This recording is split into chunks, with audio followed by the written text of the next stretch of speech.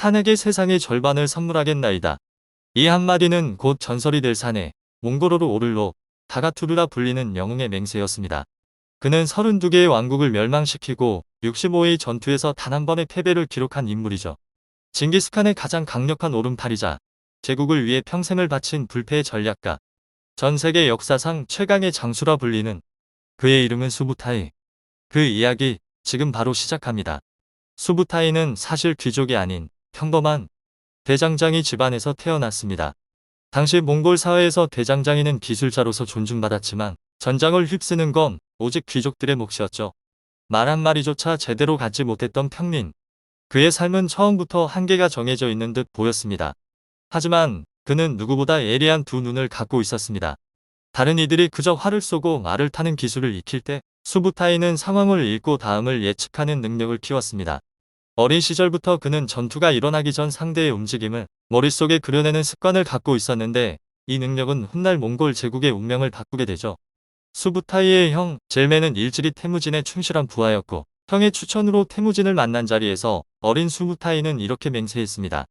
제가 당신의 적들을 막는 바람막이가 되고 당신의 군마를 몰아붙이는 채찍이 되어 세상의 절반을 선물하겠나이다. 당시 다른 이들은 거대한 칸의 위세에 압도되어 고개를 숙였지만 수부타이의 두 눈만은 달랐습니다. 그 눈에는 오직 맹렬한 불꽃만이 이글거렸죠. 징기스칸은 신분보다 능력을 중시하는 파격적인 철학을 갖고 있었는데 대장장의 아들인 수부타이는 그 철학을 가장 잘 보여준 증거였습니다.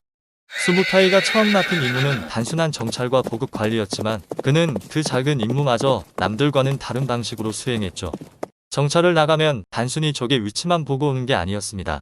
적이 며칠 뒤에 어디로 움직일지, 그들의 보급로는 어디가 취약한지, 심지어 어느 길목에 매복해야 가장 효과적인지까지 정확히 예상해냈습니다.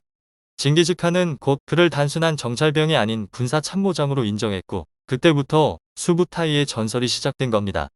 그의 이름이 전 세계에 알려지기 시작한 건 호라즘 원정 때였습니다. 몽골군의 사령관 제베와 함께 도망친 호라즘의 술탄을 추격하는 임무를 맡은 그는 단순한 추격전을 인류 역사상 가장 위대한 원정으로 만들어버립니다. 그들은 중앙아시아를 넘어 코카서스 산맥을 넘고 조지아 왕국을 격파한 뒤 마침내 유럽의 문턱에 도달했습니다. 그리고 1223년 수부타이는 역사의 길이 남을 전투를 설계합니다. 바로 칼카강 전투였습니다. 당시 러시아의 여러 군국들과 키예프 대공, 유목민족 쿠만족까지 합쳐서 무려 8만 명의 대규모 연합군을 결성했죠. 이만에 불과했던 몽골군에게는 절체절명의 위기였습니다. 수부타이는 수족 열세를 작전으로 커버했습니다. 그들이 거만함에 빠지도록 9일간 끊임없이 후퇴하는 거짓 후퇴 전술, 즉 기만 전술을 사용했습니다. 그는 적의 성급함과 오만함을 이용해 끝없이 후퇴를 거듭했죠. 9일 동안 러시아 연합군은 겁쟁이 몽골군을 끝장내자 외치며 신나게 그들을 추격했습니다. 몽골군은 일부러 전리품과 무거운 식량을 버리고 달아났는데 연합군은 눈앞의 전리품에 혹해 더욱 깊은 함정으로 빠져들고 말았습니다. 이 모든 것은 수부타이가 짜놓은 거대한 함정이었습니다.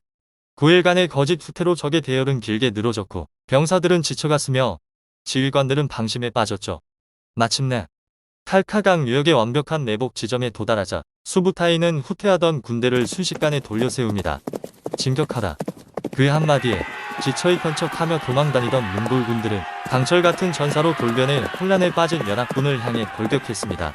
결과는 학살이었습니다. 8만 대군은 전멸에 가까운 피해를 입었고 러시아의 왕들은 허무한 최후를 맞았죠. 이 전투 하나로 수부타이는 유럽 전체에 몽골이라는 이름을 공포의 대명사로 각인시켰습니다. 그렇게 칼카강 전투 이후 수부타이의 유명세는 하늘을 찔렀지만 제국의 운명은 한 사람의 죽음과 함께 새로운 전환점을 맞이합니다. 바로 칭기즈칸이 사망한 것이었습니다. 이대 칸인 오고타이가 제국을 안정시키는 동안 그는 조용히 다음 전쟁을 준비하고 있었죠. 그의 진짜 목표는 바로 징기스칸의 목표였던 유럽 대륙 전체를 정복하는 것이었습니다. 그리고 이 시기 수부타이의 진짜 무서움이 드러납니다. 그의 무기는 단순히 칼이나 군대가 아니었습니다. 1236년 본격적인 유럽 침공이 시작되기 몇 년 전부터 수부타이는 수백 명의 스파이를 상인, 사절, 여행객 등으로 위장시켜 유럽 전역에 침투시켰습니다.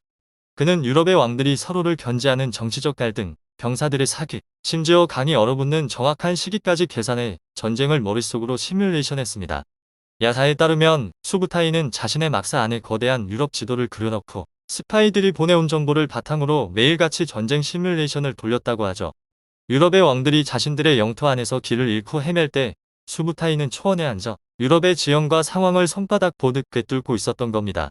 마침내 1236년 오고타이 칸의 명을 받은 15만 대군이 유럽을 향해 진격하기 시작합니다. 총사령관은 칭기즈칸의 손자 바트였지만 이 거대한 전쟁의 실질적인 두뇌는 바로 수부타이였죠. 몽골군은 먼저 당시 러시아 지역에 있던 여러 공국들을 차례로 무너뜨렸고 1240년에는 루스의 심장이라 불리던 키예프마저 함락시킵니다. 동유럽 전체가 공포에 떨었고 교황은 몽골을 막기 위한 십자군을 호소하기에 이릅니다.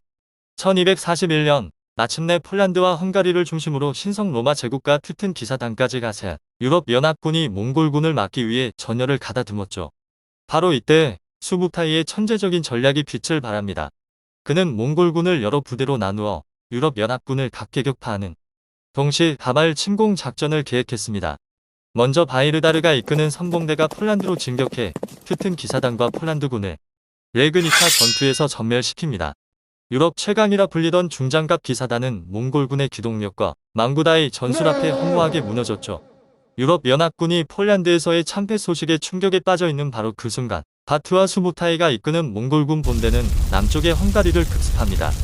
헝가리의 벨러 4세가 이끄는 10만 대군이 모의 평원에서 몽골군을 막았었지만 이 역시 수부타이의 계산 안에 있었습니다. 그는 일부러 몽골군의 포위망에 작은 틈을 만들어 헝가리군이 도망칠 퇴로를 열어주었죠. 즉 토끼몰이 하듯이 일부러 한 곳에 퇴로를 열어둔 것입니다. 살기 위해 도망치기 시작한 헝가리군은 순식간에 대열이 무너졌고 바로 그때 매복해 있던 몽골군이 나타나 도망치는 그들을 무자비하게 학살했습니다. 불과 며칠 사이에 유럽의 심장을 지키던 두 개의 거대한 군대가 전멸하고 만 겁니다. 이제 유럽 대륙은 완전히 무방비 상태였습니다. 오스트리아의 빈, 이탈리아의 베네치아까지 몽골군의 말발구발에 놓이는 것은 시간 문제처럼 보였죠.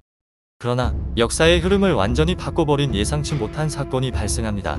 저 멀리 몽골 본토에서 오고타이 칸이 급사했다는 소식이 전해진 겁니다.